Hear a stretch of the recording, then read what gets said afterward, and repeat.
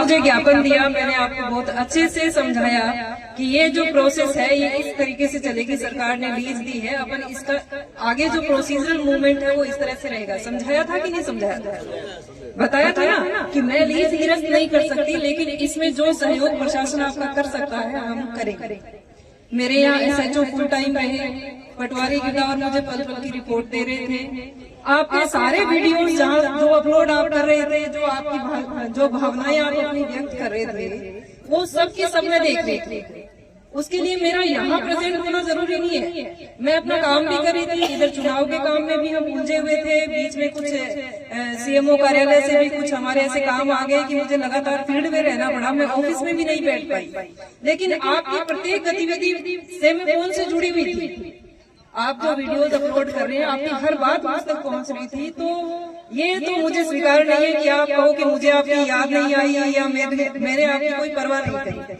मेरे स्तर पर जितना हो सकता था मैं आपके लिए करने का प्रयास कर रही थी। मंत्री महोदय ने लगातार मुझसे संपर्क बनाए रखा था। जब वो आए थे तब भी मुझे ही उनके साथ आना था, लेकिन एन वक्त पर मैं नहीं आ पाई तो तहसीलदार जी आए थे और आपसे वो रूबरू होकर गए थे। और प्रत्येक बात जो आपसे वो आश्वासन लेके गए थे वो उन्होंने मुझे कही थी। पिछले 2 दिन से लगातार हम इस समाधान के प्रयास में थे कि मेरे स्तर पर जो भी मैं आपको रिलीफ दिला पाऊँ वो मैं आपको कागजी रूप में, लिखित रूप में, कोई मौखिक आश्वासन नहीं, कागज में लिख के आपको मेरी कैपेसिटी, मेरे जुरिडिक्शन में जो है वो मैं आपको दे सकूं। अब हर काम में प्रोसीजर पूरा करना पड़ता है, ठीक है ना? क्योंकि कोर्ट के आदेश होते हैं, कोर्ट में हमें स्टेप बाय स्टेप चलना पड़ता है। अगर हम नहीं चलते तो मैं आज आपको जो कागज दूंगी वो दूसरे दिन निरस्त होकर भी आ जाएगा। जानते हैं ना, कोर्ट के आदेश की अपील भी होती है।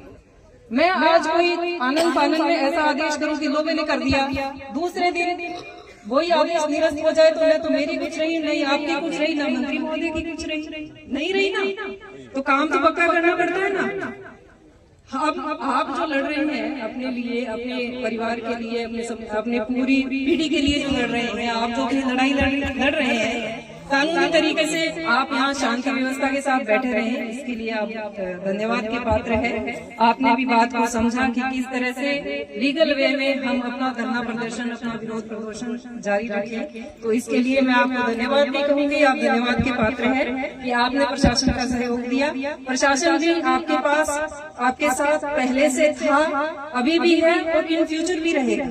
मंत्री महोदय ने बिल्कुल प्योर, हमें बिल्कुल कड़े शब्दों में कह दिया था कि भाई हमारे ग्रामीण ही हमारे अपने हैं और वो अगर कोई जायज मांग के लिए अपना व्यू रखते हैं तो उसको सुनना और उसके अनुसार अपन उनको रिलीफ पहुंचा पाए, ऐसा हमारा भरसक प्रयास है। तो वो भी अपने स्तर से आपकी मांगों के लिए प्रयास कर रहे हैं और कानूनी प्रावधानों में रहते हुए जो हम आपको रिलीफ दे सकते हैं वो देने के लिए आज आए हैं। मनोज सर का बहुत बहुत धन्यवाद, इन्होंने हमें गाइड किया। देखो हम नए हैं, हो सकता है हम प्रोसीजर जल्दी से पूरा नहीं कर पाए, लेकिन इन्होंने हमें मार्गदर्शन दिया।